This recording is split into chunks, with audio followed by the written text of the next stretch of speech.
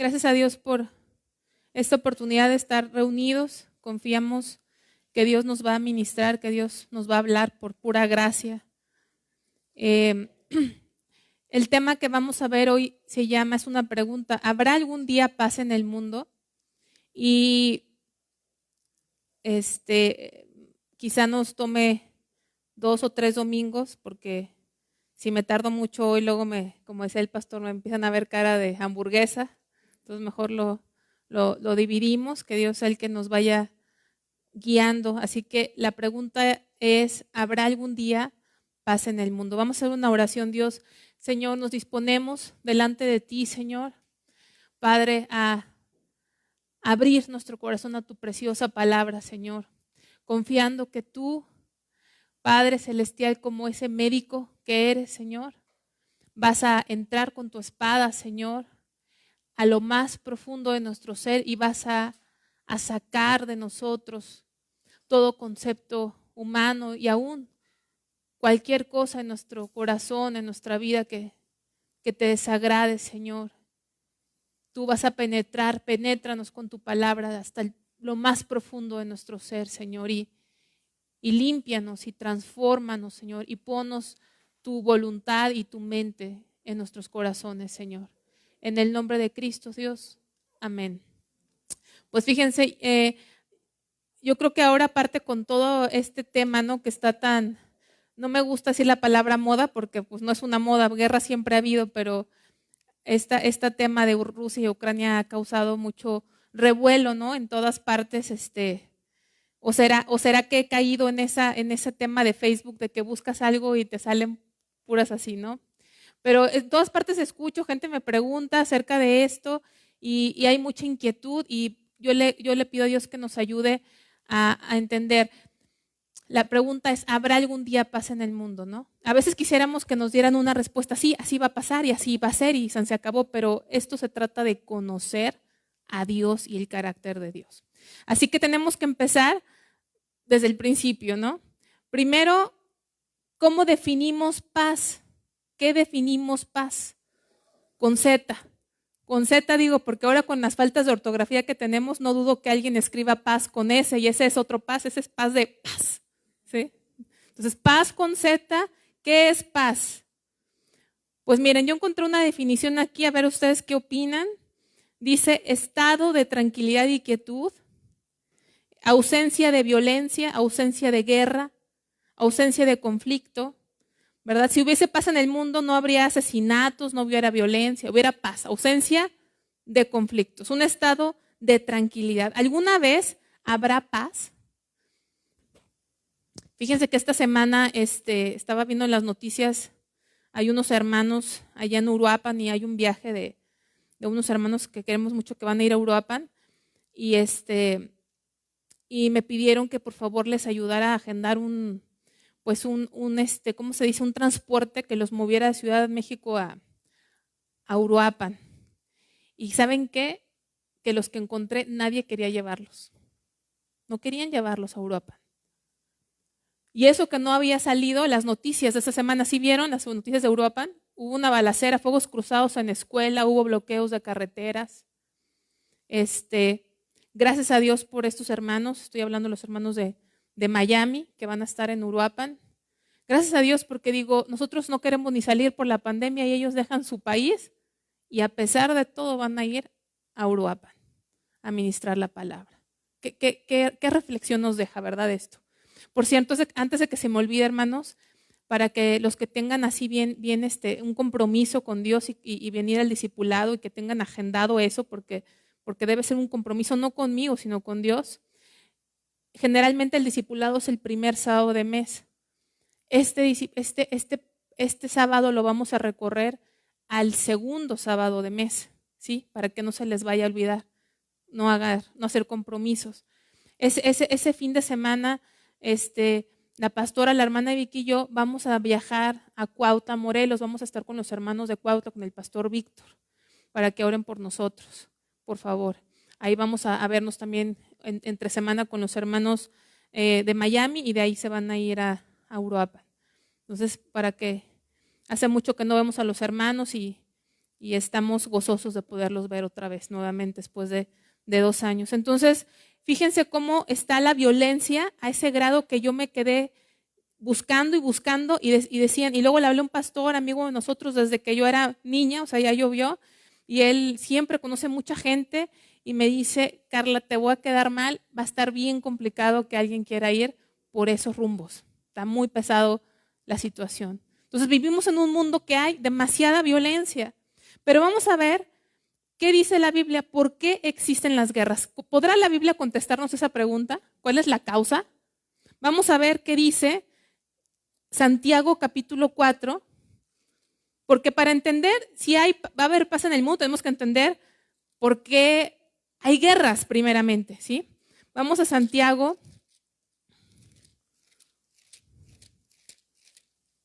capítulo 4,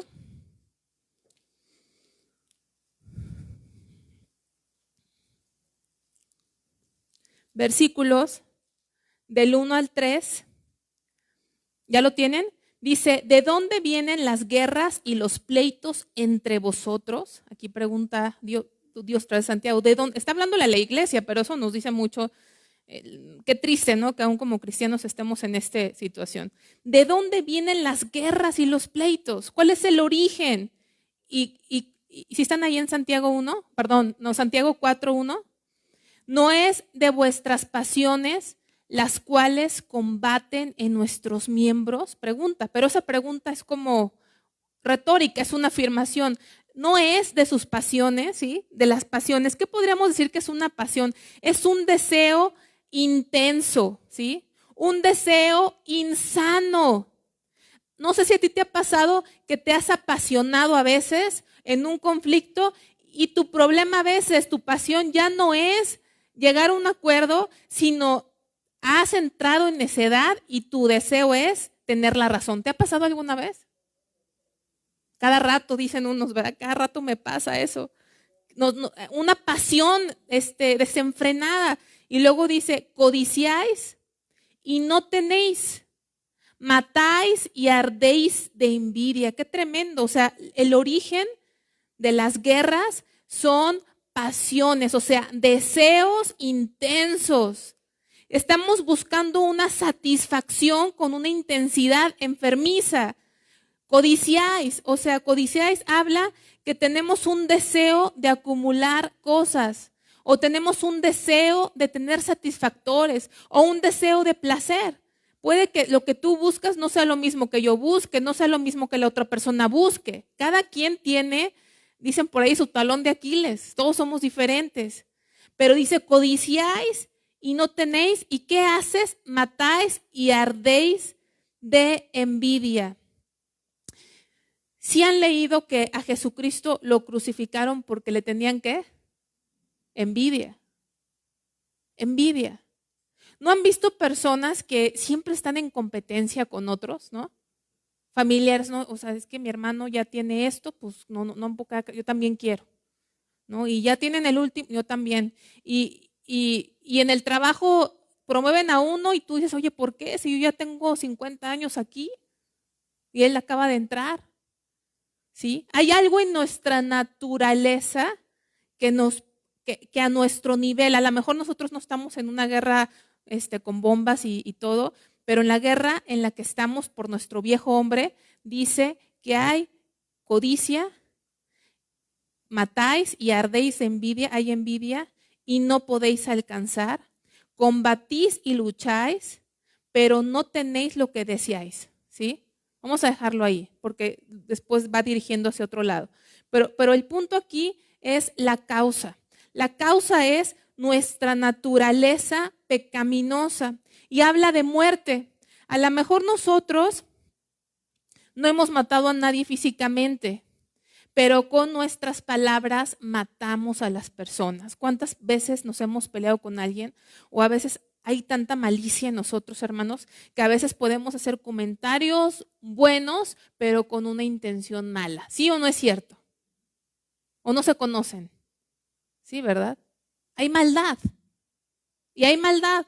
Vean su propia familia. Hablábamos la otra vez, ¿no? Si ya están ustedes en Cristo y verdaderamente están creciendo, pues yo creo que debe haber más de Él y menos de uno. Pero simplemente entre las familias, ¿cuántas guerras hay? ¿Cuántas? Me acuerdo que el pastor decía cuando estaba la guerra del Golfo Pérsico, decía, ¿cuántos tienen su Golfo Pérsico en su casa? ¿Cuántas familias están en guerra? ¿Cuántas familias, por ejemplo, hasta familias adineradas, están en demandas, ¿no? Peleándose por el dinero.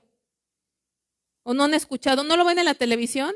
Que se murió Cantinflas, por decir, y creo que años llevan peleándose el dinero, ¿sí?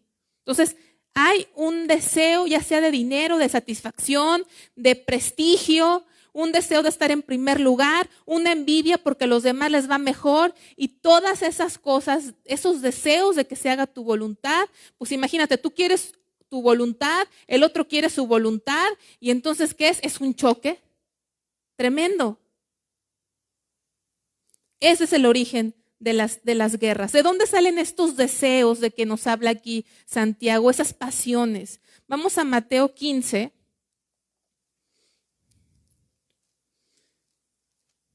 Y van a tener que ser muy pacientes con la enseñanza. Estamos en un mundo en que la gente quiere información, no quiere formación. Queremos así, esto ya es lo que necesito saber. No, vamos a escudriñar la palabra de Dios. Mateo 15, versículo 19.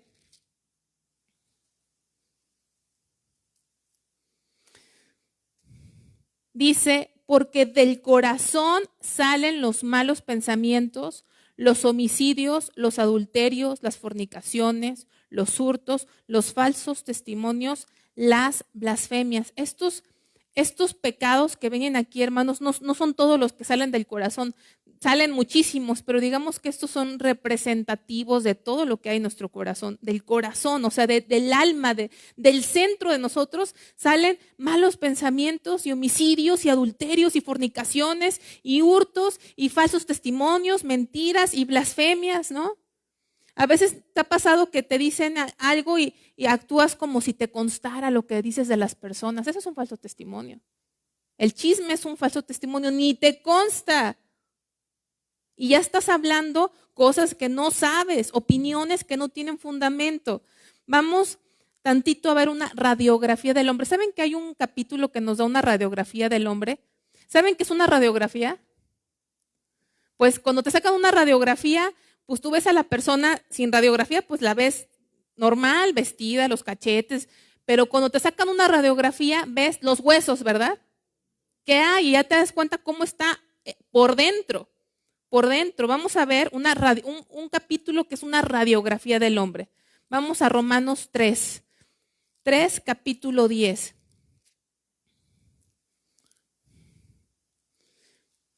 Porque pues si nos describimos, pues vamos a decir, no, pues alto, delgado, ¿verdad? O si lo describimos por fuera, pues a lo mejor emocionalmente digamos, no, pues es buena persona, es buena gente, buena onda el chavo, buena onda la chava, dicen, ¿no? Por ahí.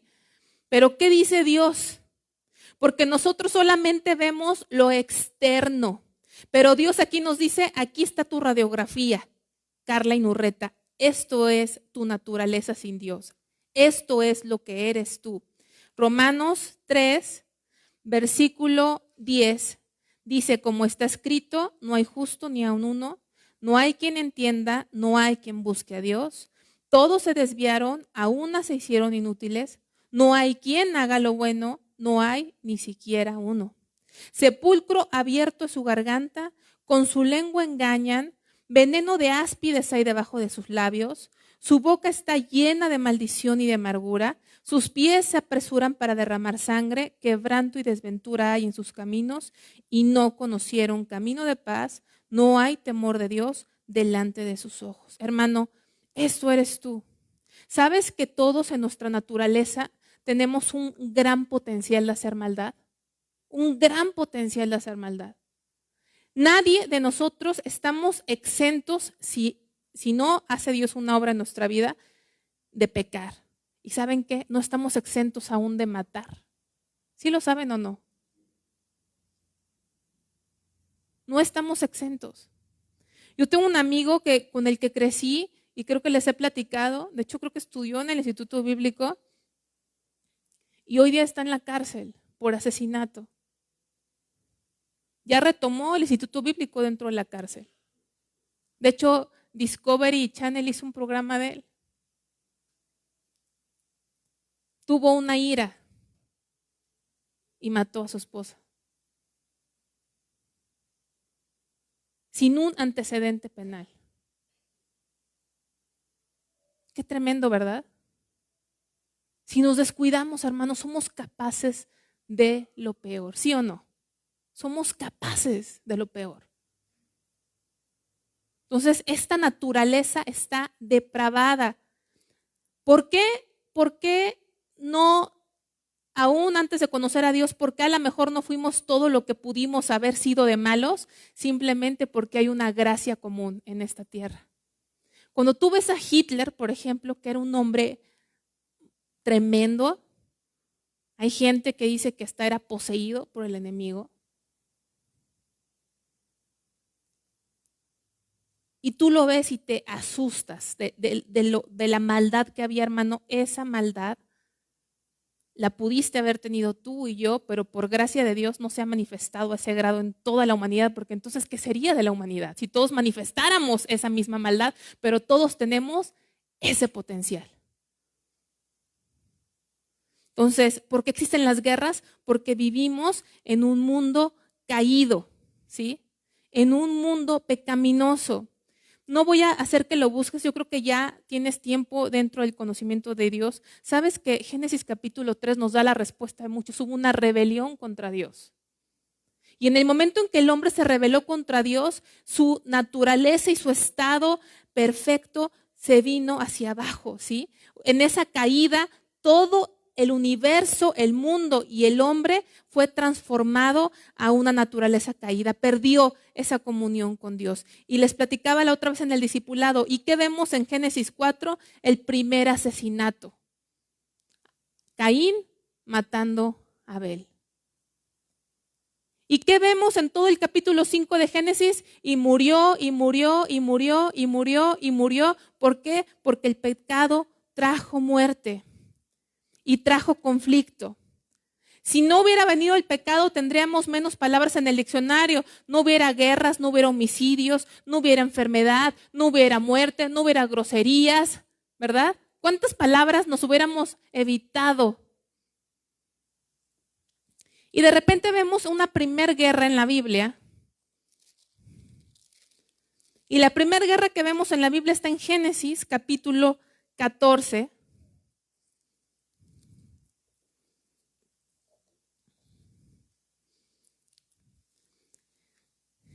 Dice Génesis 14, aconteció en los días de Amrafel, rey de Sinar, Arioc, rey de Elazar, Kedor, Loamer, rey de Elam, y Tidal, rey de Goim, que estos hicieron guerra contra Bera, rey de Sodoma, contra Birsa, rey de Gomorra, contra Sinab, rey de Adma, contra Semeber, rey de Seboim, y contra el rey Bela, el cual es Zoar. Todos estos se juntaron en el valle de Sidim, que es el mar salado. Dice, 12 años habían servido a Kedorlaomer, y en el 13º se rebelaron. Y en el año 14 vino Kedorlaomer y los reyes que estaban de su parte y derrotaron a los refaitas en Astarot, Carnaim, a los usitas en Am, a los emitas en Sabé, Kiriataim. Y puedo seguir, pero si ustedes se fijan, hubo alianzas entre ellos. ¿Sí? Se aliaron esas naciones. Esto que vemos hoy en día de que el bloque y los aliados y China está a favor de Rusia, hermano, ve toda la historia de la humanidad. Yo no sé cuántos años realmente de paz ha habido en el mundo, porque simplemente ve la Biblia y hay muy pocos versículos donde dice, y Dios le dio paz. ¿Sí? ¿Ellos han leído esos versículos al pueblo? Y le dio paz al pueblo, pero pasaba un tiempo y otra vez había guerra. Aquí, ¿qué causó la guerra? Porque se cansaron de qué. ¿Sí lo vieron? ¿En dónde está la clave de por qué hubo esta guerra?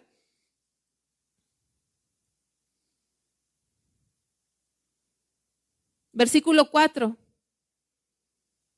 12 años habían servido Kedorlaomer, ¿sí? Habían servido y se cansaron. ¿No pasa eso mismo? ¿No hay países que tienen sus colonias? Dice Eclesiastés, no hay nada nuevo debajo del sol, ¿sí? Las guerras han existido. Desde la palabra lo vemos. ¿Por qué? Porque estamos en un mundo caído, ¿sí? Entonces es muy importante. Por eso tan así es la guerra que Dios no le tomó de sorpresa. Dios puso leyes contra la guerra. Vamos a Deuteronomio, capítulo 20. Tan es así que las guerras existen, que Dios le puso reglas o leyes a su pueblo respecto a la guerra. Si vamos a Deuteronomio 20,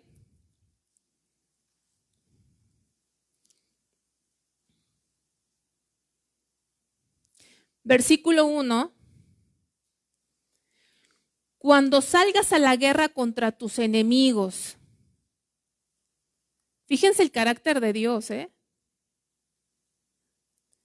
Si vieres caballos y carros y un pueblo más grande que tú, no tengas temor de ellos, porque Jehová tu Dios está contigo, el cual te sacó de tierra de Egipto.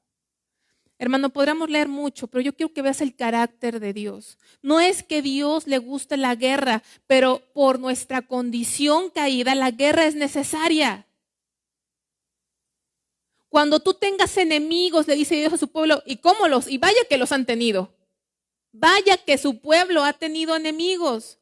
Hermano, hablo del Israel natural, pero ¿qué del Israel espiritual? ¿Quiénes son el Israel espiritual? ¿Tendrás tu guerra? ¿Qué significa el nombre de Job? Perseguido.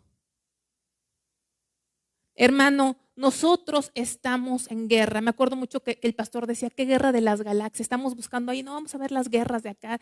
Hermano, estamos en una guerra, esto es real. Una guerra a muerte. ¿Sabes que hay un enemigo que odia? No te odia a ti.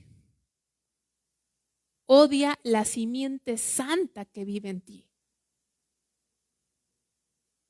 Y estamos en una guerra.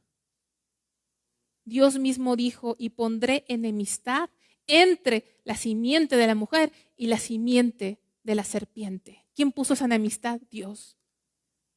Hay dos reinos y esos dos reinos están en guerra. Y todo lo que vemos en el mundo material es resultado del mundo espiritual.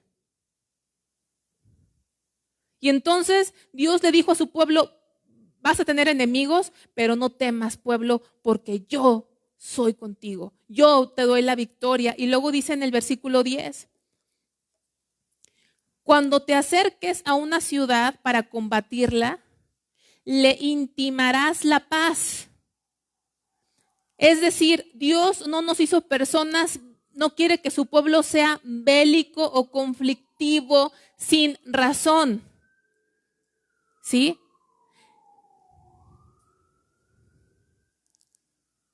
Y si respondiere paz y te abriere, todo el pueblo que en ella fuere hallado te será tributario y te servirá.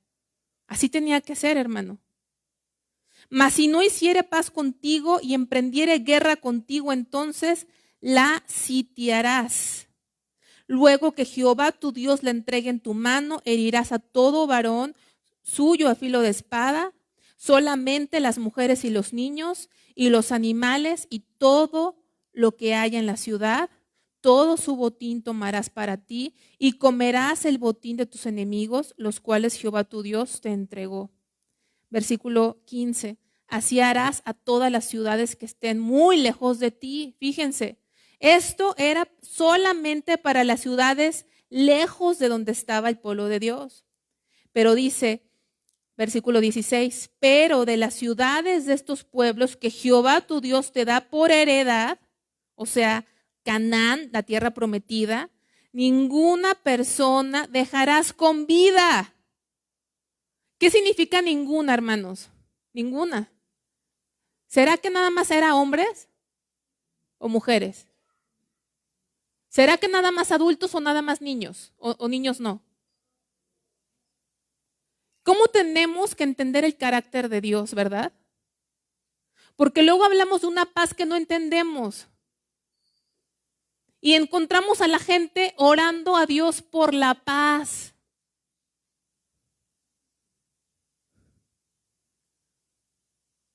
Tenemos que conocer mucho a Dios. Nos falta mucho que conocer a Dios. ¿Por qué? ¿Había una razón? ¿Es que Dios es sanguinario? No, había un motivo, había un propósito, había una razón. Versículo 17. Sino que los destruirás completamente al Eteo, al Amorreo, al Cananeo, al Fereceo, al Heveo, al Jebuseo, como Jehová tu Dios te ha mandado, para que no os enseñen a hacer según todas sus abominaciones que ellos han hecho para sus dioses y pequéis contra Jehová vuestro Dios. ¿Cuál era la razón? Si tú dejas esas naciones que son, en otras partes dice que eran agoreros. ¿Sí o no le dice? Estas naciones que yo te entrego, a agoreros y adivinos, oyen. El pecado es como una plaga. Te contagias, es como la lepra. ¿Saben por qué tenían que sacar a los enfermos de lepra fuera del campamento? No más porque eran inmundos, sino porque ¿qué pasaba? Se contagiaban, como el COVID, ¿verdad? Se contagia. Si Dios permitía que dejasen ellos eso ahí y dijeran ellos, no, a mí no me afecta, yo soy santo, Señor, yo tengo... ¿Ustedes creen? Realmente, hermanos, porque ellos desobedecieron. A lo mejor se quisieron ver más misericordiosos que Dios y ellos desobedecieron este mandamiento. ¿Sí sabes que el pueblo entró a Canaán y no obedeció este mandamiento? Les perdonaron la vida a ciertos pueblos. Y esos pueblos les fueron tropiezo porque el pueblo se hizo igual y peor que ellos. Maye, ¿me podrías regalar tantita agua? Es que siento muy seca mi garganta. Discúlpenme, por favor. Dice, no lo busquen, anótenlos porque el tiempo siempre apremia. Pueden anotar Amós, los que anotan Amós 1 del 13 al 15 y Amós 2 del 1 al 2. De hecho, esto lo vimos en el discipulado. En esa guerra, en las guerras que Dios mandaba, Dios penalizó los crímenes de guerra. Desde los tiempos bíblicos había crímenes de guerra horribles, había torturas. Y ahí en Amós, gracias, lo que van a encontrar en Amós es que había reyes que cuando conquistaban a las naciones, si había mujeres embarazadas, las mataban con todo y el bebé en el vientre. Y Dios marcó tremendos y severos juicios, porque esos son cosas que se exceden y no, o sea, la guerra tiene que ser por causa del pecado, porque hay enemigos. Mientras el hombre sea egoísta, mientras el hombre tenga pasiones, acuérdense de la guerra de los pasteles. ¿Sí saben la guerra de los pasteles? ¿Quién la conoce? ¿Nadie la conoce? Están pensando en la de Capulina, ¿no? Que se echaban pastelazos y así. ¿Sí saben que hubo una guerra de los pasteles? Fue en México contra Francia. Fue una tontería esa guerra. Fue una tontería. Fue que no quisieron pagar unos pasteles. Esa fue la realidad entre franceses y mexicanos. Y el embajador pidió que se hiciese el pago y no, y se empezaron a pelear y se armó la guerra y hubo cientos de muertos. Se los estoy parafraseando. O sea, imagínense por unos pasteles. Porque ya hay rencor. ¿No pasó en el estadio la semana pasada muertes y no sé qué? Bueno, no me consta, no es oficial, ¿verdad? Que a lo mejor hubo otra cosa dentro y que no sé qué, lo que haya sido, hermano, eso que vimos ahí en ese estadio es lo que hay en nosotros. Es lo que hay en nosotros. Pasiones que nos apasionamos y viene una ira y viene un impulso asesino. Y en Amós 2, 1 al 2 Dios castigó que se profanaran cuerpos. ¿Cuántos cuerpos en la guerra no se profanan? En venganza del enemigo se cuelgan, se arrastran, se exhiben. En este caso se habían calcinado. O sea, no tuvieron nada más suficiente en matar a alguien, sino que se excedieron profanando sus cuerpos. Una guerra tiene a veces que hacerse porque si no, no habría tranquilidad. Pero no le agrada a Dios que haya un exceso, ¿sí? Como los que ha habido en las guerras. A la historia de la humanidad hemos tenido muchísimas y múltiples guerras, nunca terminaríamos, ¿sí? O sea, aquí tengo anotadas unas, pero de verdad no terminamos. Las últimas en nuestra época, en los últimos años, pues tenemos la guerra en Afganistán, la del Golfo Pérsico. Israel siempre está en guerra, ¿sí? Hubo una guerra, la Revolución Francesa, la Revolución Mexicana, la Independencia de México. Imagínate todos los países que tuvieron independencia, revolución.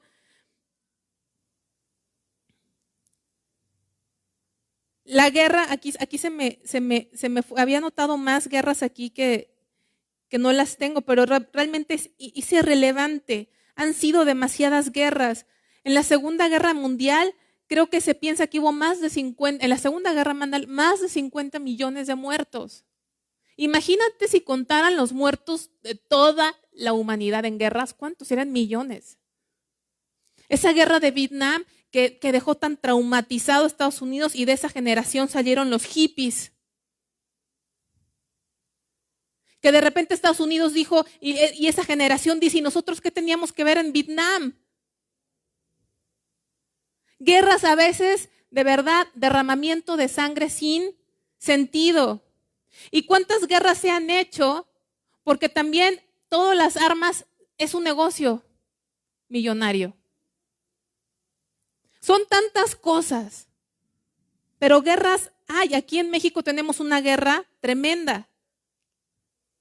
Desde el 2006 las estadísticas, que no sé si sean reales porque cada vez se encuentran más fosas con cadáveres, ¿sí o no es cierto, hermanos? Cuerpos. Van, creo que 350,000 muertos por el narco. ¿No esa es una guerra la que tenemos aquí? Asesinatos cada rato, ya hasta nos normalizamos. Cada vez escuchamos, no en Zacatecas, desde hace meses se escuchan cosas bien tremendas en Zacatecas también. Una maldad tremenda, tremenda que está en este mundo. Entonces, Dios determinó la pena de muerte. No está escrita para que nosotros como creyentes practiquemos la pena de muerte, no la podemos practicar. Eso fue para el pueblo, a su pueblo Israel, pero eso nos habla del carácter de Dios. Nos habla mucho que Dios estableció la pena de muerte. Vamos a Deuteronomio 21.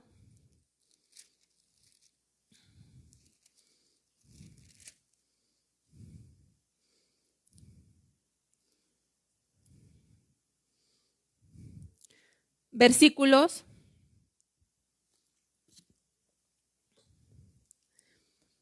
22 y 23 dice, si alguno hubiere cometido algún crimen digno de muerte y lo hicieres morir y lo colgares de un madero, no dejaréis que su cuerpo pase la noche sobre el madero, sin falta lo enterrarás el mismo día, porque maldito por Dios es el colgado y no contaminarás tu tierra que Jehová tu Dios te da por heredad. Entonces, crímenes dignos de muerte merecen morir. Dios estableció la pena de muerte. Vamos ahí a Éxodo 21:15. Hay más de 30 delitos en la Biblia que establecen la pena de muerte.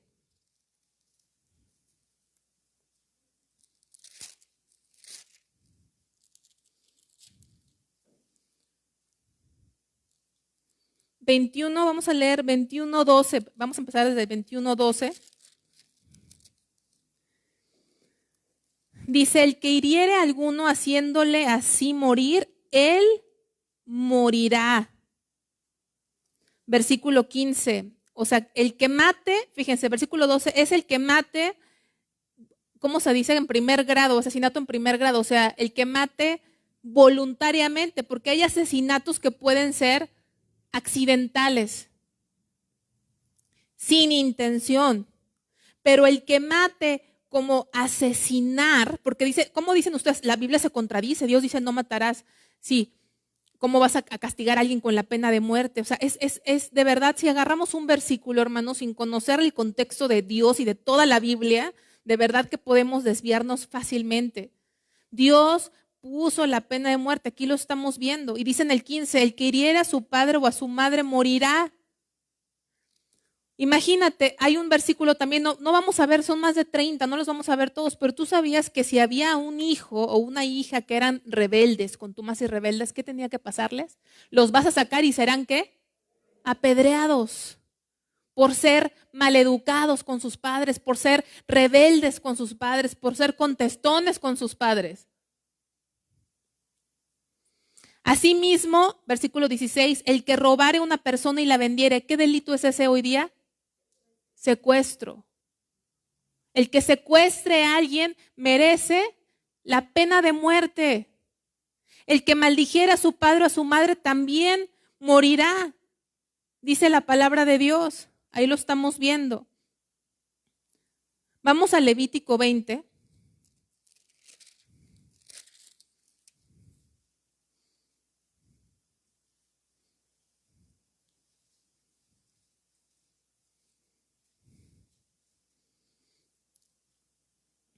Versículos del 10 al 17, no los vamos a leer todos, nada más voy a leer el versículo 10, pero tú los puedes leer en tu casa.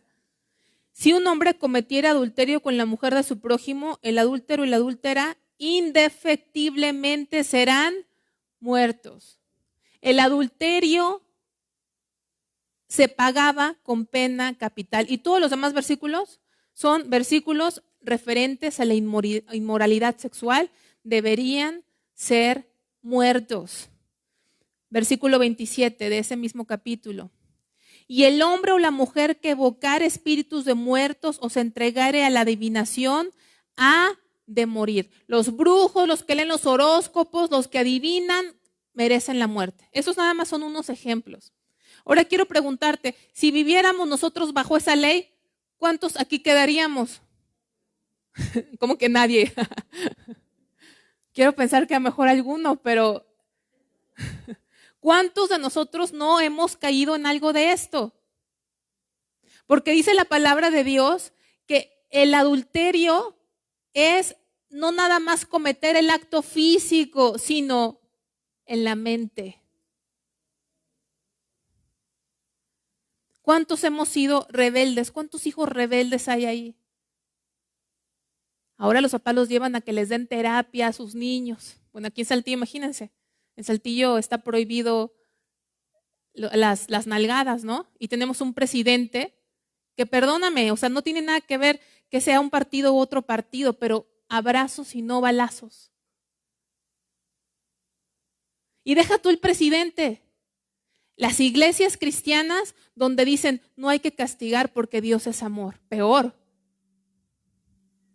Porque al menos el presidente no conoce a Dios, pero nosotros no conocemos el carácter de Dios. Este es el carácter de Dios. El pecado es digno de muerte. Y quiero hablarte más acerca de eso. Hay una canción. Hay una canción muy famosa. Creo que la escribió Michael Jackson, me parece, que se llama We Are the World. ¿La conocen? Se las cantaría, pero soy muy desafinada. Entonces, no lo voy a hacer, pero hay unas partes en esa canción donde dice que todos seamos felices, que todos somos hermanos, que son buenos deseos, pero ¿es real? No. ¿Va a suceder? La paz verdadera no va a suceder, la verdadera paz no va a suceder hasta que venga Cristo. ¿Qué pasa, hermanos, cuando no hay castigo? ¿Qué pasa cuando no hay castigo? Vamos a Eclesiastés 8:11. ¿Qué pasa si los moralizamos, como se dice ahí? Ahora que pasó esto, ¿cómo se llama? De lo del partido, la autoridad dijo es que hay que moralizar. Hermanos, si Dios no nos transforma, dice la misma Biblia, no puedes quitarle, como dice a Leopardo, sus manchas. O sea, no, esa es tu naturaleza. Eclesiastés 8:11 dice, por cuanto no se ejecuta luego sentencia sobre la mala obra, el corazón de los hijos de los hombres está en ellos dispuesto para hacer mal. ¿Sí lo entiendes ese versículo? Está diciendo, la impunidad es esto. La impunidad es no ejecutar sentencias sobre la mala obra. ¿Qué pasa cuando hay impunidad? El corazón de los hijos de los hombres está en ellos dispuesto para hacer mal. Cuando tú no castigas el mal y tú le dices a tu hijo, no, porque la impunidad no nada más está afuera, hermano, la impunidad está dentro de nuestras casas. Cuando tú no corriges a tu hijo.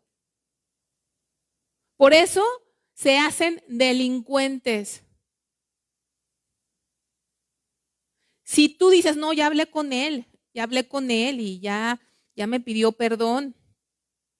Hermano, ¿cuántas veces no ha tratado Dios contigo pensando que eres hijo? Y te dice, aquí estás mal, vas mal. Señor, perdóname. Ya voy a cambiar, Señor, ya. Ya, Señor, me arrepiento y perdóname. Y ahí como que te dura un ratito y vuelves a lo mismo.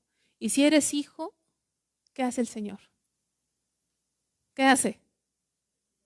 Te corrige, ¿verdad? Así fue con el pueblo de Dios. Les mandó profetas. Pero llegó un punto en que dijo, mi juicio sobre ti. Y fue tremendo. Tremendo. No hubo quien escapó de Asiria y luego no hubo quien escapó de Babilonia. Entonces, la paz, hermanos, la paz mundial, mientras estemos en un mundo caído y mientras el príncipe de la potestad de los aires esté suelto como Dios así lo ha permitido en su soberanía y planes, propósitos, no va a haber paz. Yo les decía el sábado, es una utopía. Utopía quiere decir un gobierno ideal que es imposible. Que es imposible. Nunca va a suceder. Hermano, cuando tú votas en unas elecciones, tú puedes tener la mejor preferencia, pero hermano, no creas que quien sea va a hacer un cambio. Nadie va a hacer un cambio. Porque el problema no es un partido político u otro, el problema es la naturaleza humana. Y cuando nosotros creemos en esas cosas, qué triste que creamos más en un hombre que en Dios. Ninguno va a cumplir ninguna promesa. Es más, Dios mismo dice, Job 15:15, que Dios ni en sus santos confía. Entonces la paz es una utopía, es imposible, es una mentira. Fíjate que el tiempo se me acorta, esto lo voy a dejar para el próximo.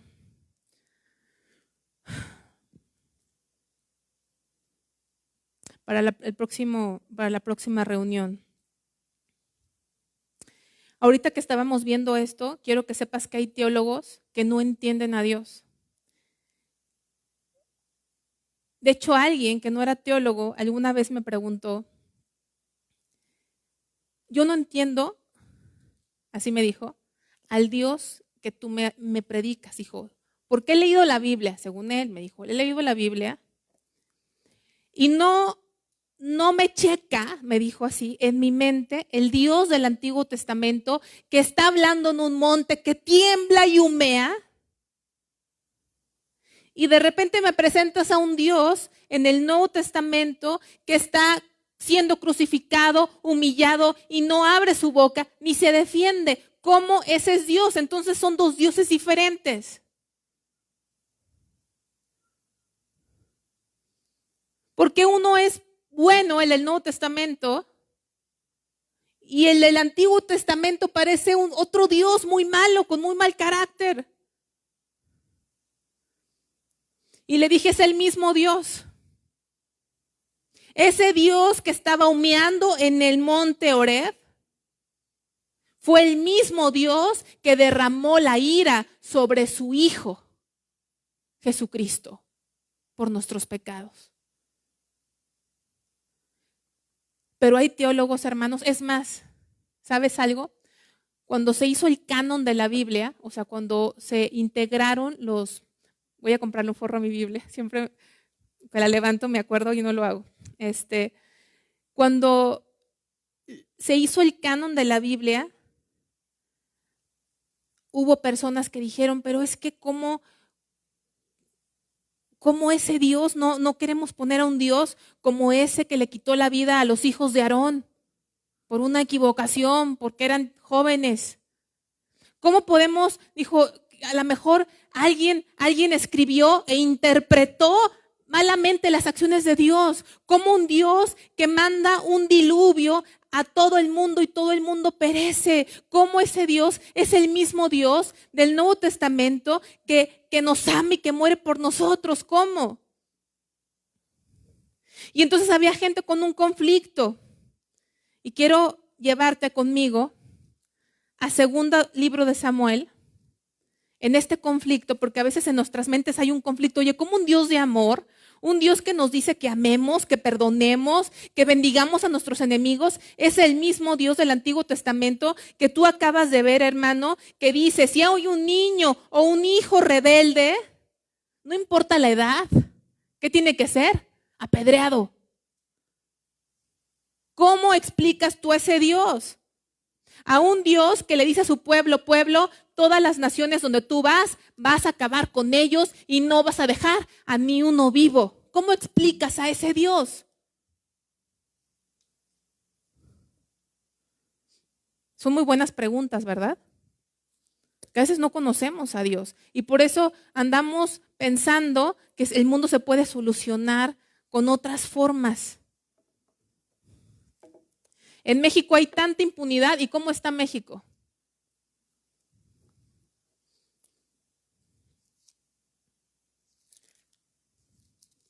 Yo me acuerdo que un día hablé con mis sobrinas, hace mucho, con Gaby,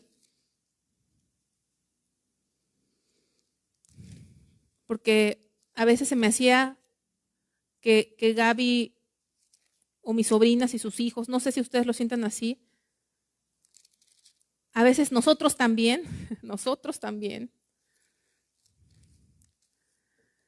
podemos ser engañados y pensamos que la gente que nos habla es gente buena, ¿sí o no?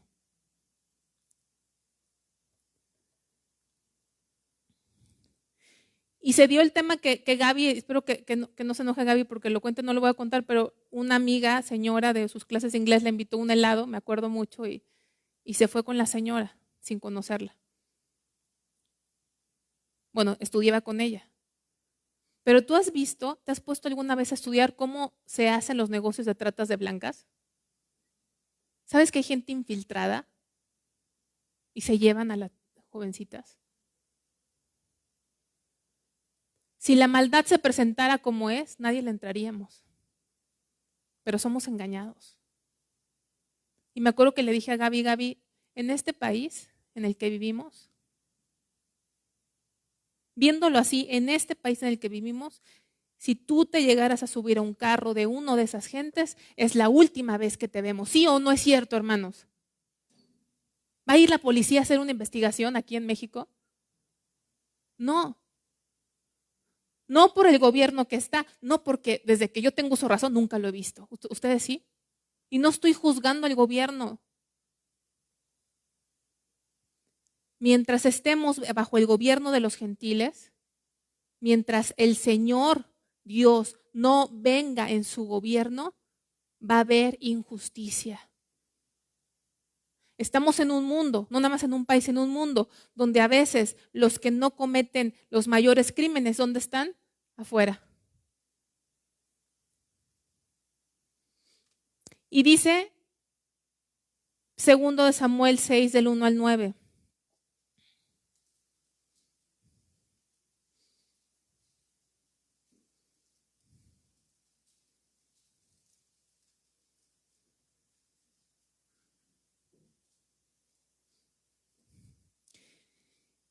Dice, David volvió a reunir a todos los escogidos de Israel, 30,000, y se levantó David y partió a Balá de Judá con todo el pueblo que tenía consigo para hacer pasar de allí el arca de Dios, sobre la cual era invocado el nombre de Jehová de los ejércitos, que mora entre los querubines. Pusieron el arca de Dios sobre un carro nuevo y la llevaron de la casa de Abinadab, que estaba en el collado, y Usa y Ahío, hijos de Abinadab, guiaban el carro nuevo.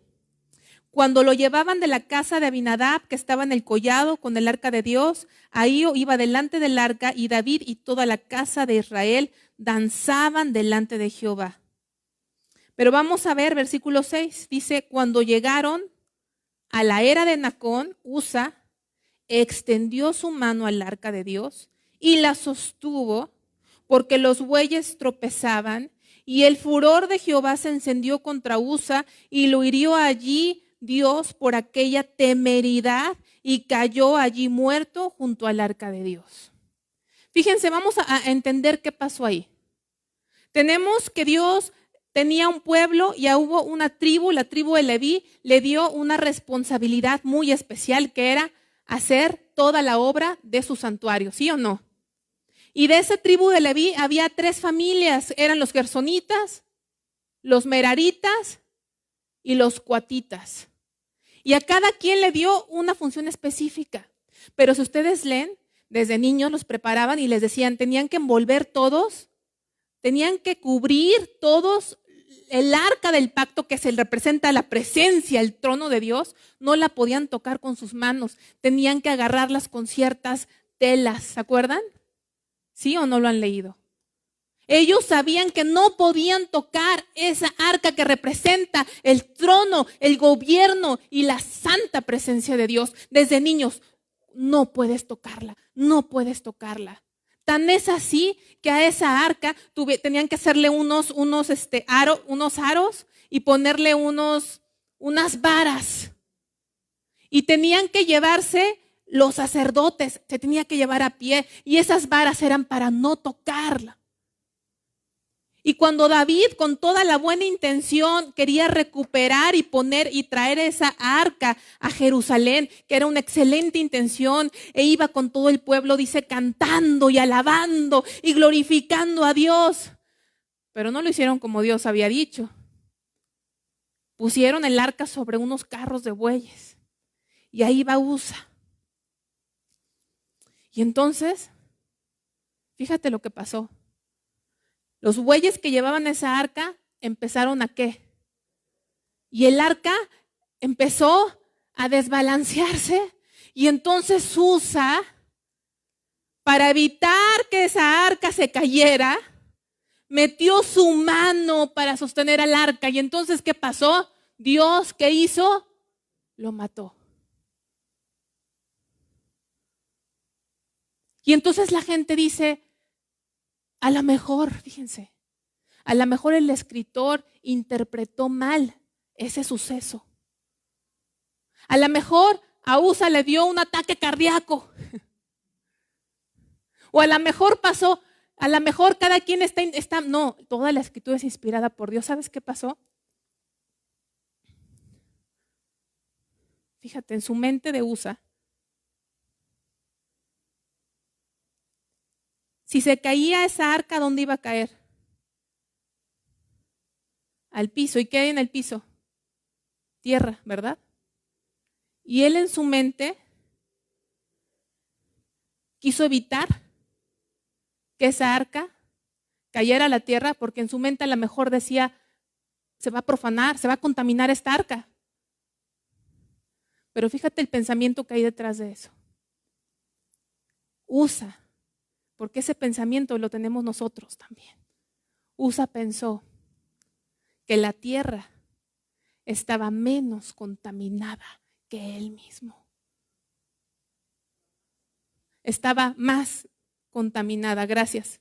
Tengo como dislexia, ¿verdad? Discúlpenme. Gracias por mi mamá que me dice, siempre dices las cosas al revés. Pero te entendemos. Estaba más contaminada. Él pensó que la tierra estaba más contaminada que su mano. Hermano, la tierra es tierra. Y ¿sabes qué? Hasta hoy la tierra obedece a Dios. La tierra da fruto. Llueve y germina. Pero tú y yo no le obedecemos. Y ese es el concepto que nos ha perjudicado, sentirnos que somos mejores. Él sintió que se iba a contaminar más esa arca si la tocaba la tierra que él mismo. Y por ese concepto en nuestra mente no entendemos la santidad y la justicia de Dios. No entendemos que la paga del pecado es muerte. Y hubo un teólogo que hizo esta reflexión. Dios mío, el tiempo se nos va. Hubo un teólogo que hizo esta reflexión y dijo esto: cuando tratamos de entender a Dios, el misterio, dijo así, el misterio no debería ser que un Dios santo, el creador y el dueño del todo, castigue a su creación rebelde. Ese no debería ser el misterio, ese no debería ser la interrogante. ¿Saben cuál dijo que debería ser el misterio y la interrogante? ¿Cuál es el verdadero misterio? Que un Dios que es dueño de todo, creador de todo, un Dios que es santo y que es justo, generación tras generación, tras generación, tras generación, siga soportando la maldad.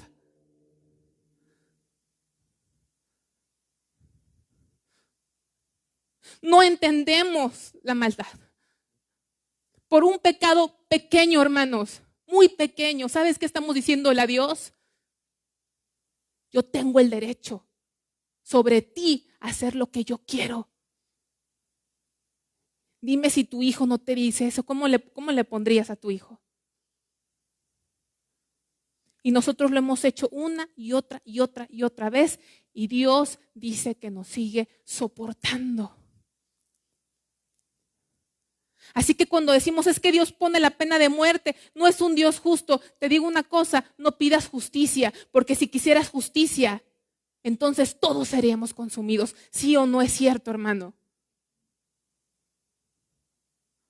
Dios nos dio su misericordia. ¿Y sabes qué? Está implícita en la palabra misericordia, está implícita la voluntad.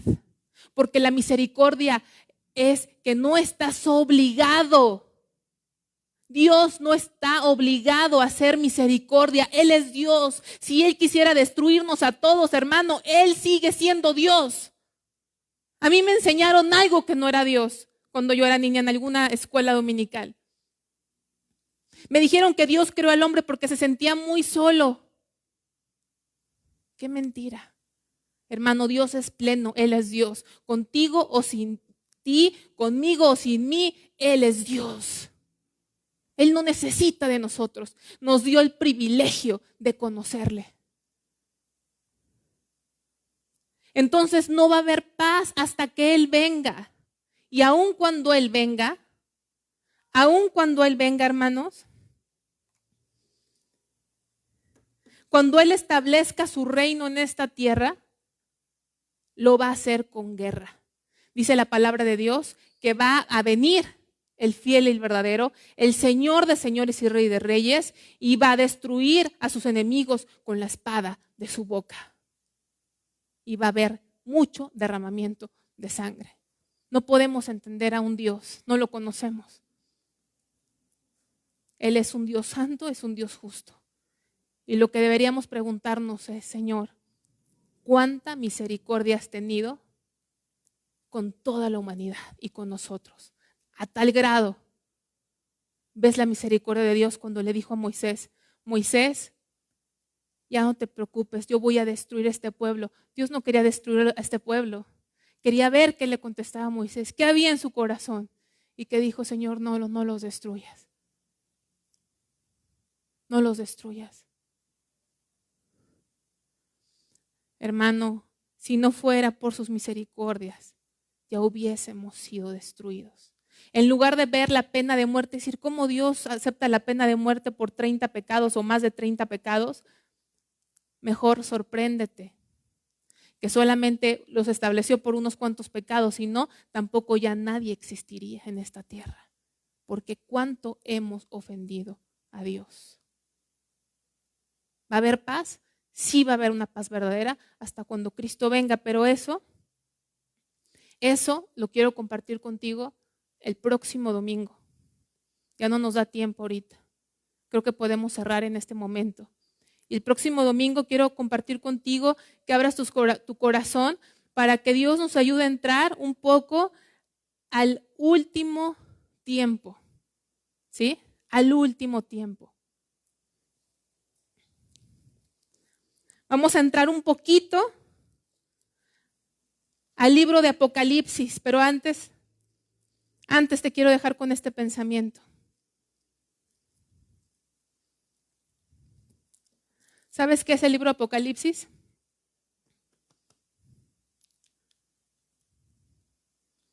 Hay gente que ve el libro de Apocalipsis como la bola mágica, ¿no? ¿Saben? ¿Sí saben cuál es la bolita mágica? A ver qué va a pasar. ¿Quieres saber de qué habla? ¿Cuál es el tema central del libro de Apocalipsis? ¿Sabes tú cuál es el tema central? Ve Apocalipsis capítulo 1, versículo 1.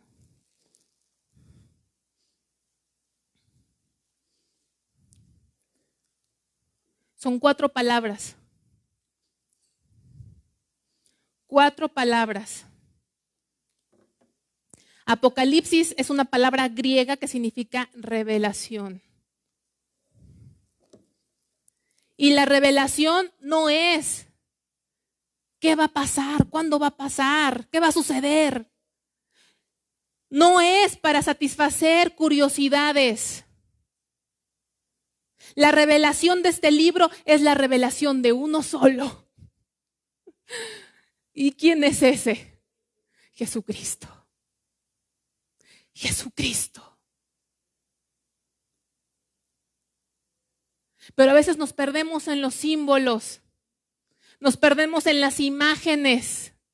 Nos perdemos en las fechas y en los acontecimientos que nos hacen sentir mucha emoción y nos cautivan y dejamos ir lo mejor. Jesucristo, el Cordero de Dios que quita el pecado del mundo. Jesucristo, el que viene a su reino glorioso y viene a establecer su reino para siempre. Amén.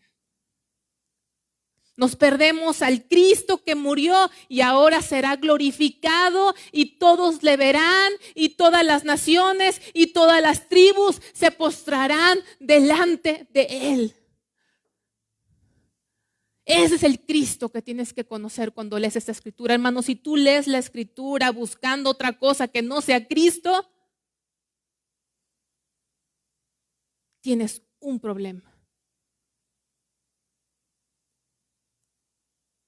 Películas se han hecho de Apocalipsis. Oh, Hollywood, ¿cuántas películas tendrá de Apocalipsis? ¿Cuántas películas no habrá? Pero nosotros no estamos buscando otra cosa cuando abrimos este libro. Solamente buscamos a Cristo. Porque ¿sabes qué? Él es el alfa y el omega. Él es el principio y el fin. Y cuando nosotros esperamos el fin, no esperamos el fin en tiempo, sino esperamos al fin, que es una persona, porque Él dijo, yo soy el principio y yo soy el fin. Es a Él al que tenemos que buscar. A Él es el que tenemos que buscar. Yo te animo a que cuando tú leas la escritura desde Génesis hasta Apocalipsis, al único que busques es a Cristo Jesús, el autor y consumador de tu fe. Y en base a eso, a esa búsqueda de Él, es como queremos continuar la sesión. No sé si va a ser 1 o 2 domingos. Preparemos nuestro corazón. Vamos a terminar aquí, vamos a ponernos de pie. Padre Señor, gracias por tu palabra, Dios. Revélanos a Jesucristo, Señor. Que nuestro corazón no busque nada más fuera de ti, Señor. Porque información hay mucha, pero lo que necesitamos es a ti, Señor. Tu presencia, tu plenitud, conocer tu carácter, Señor, y enamorarnos de ti, Señor Padre Celestial. Nuestro buen pastor, Señor, el Rey de Reyes, Señor de Señores, Padre Celestial. El Santo, el Cordero de Dios, el Príncipe de Paz, Señor. A ti te queremos conocer, Padre Dios. Y a ti y solo a ti abrimos nuestro corazón. Te pido que mis hermanos y yo podamos estar meditando en estas cosas, Señor, y que seas tú quien nos lleve en este camino, Señor, hacia el plan eterno que tú tienes, Señor, para nosotros. Quita toda curiosidad, quita todo pensamiento, Señor, y que nuestra única necesidad seas tú y agradarte y serte fieles, Padre.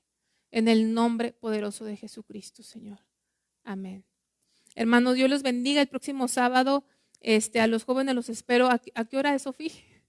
A las 5. Gracias. A las 5 de la tarde. Y acuérdense que el discipulado va a ser hasta el segundo sábado del mes de abril. Dios les bendiga.